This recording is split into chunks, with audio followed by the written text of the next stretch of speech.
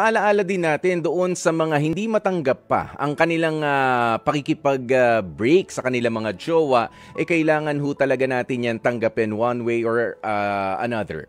Okay? At hindi natin pwedeng diktahan ang ating ex kung sakali naka-move on sila na mas nauna sa atin, di mo pwedeng, teka lang, hindi pa ako naka-move on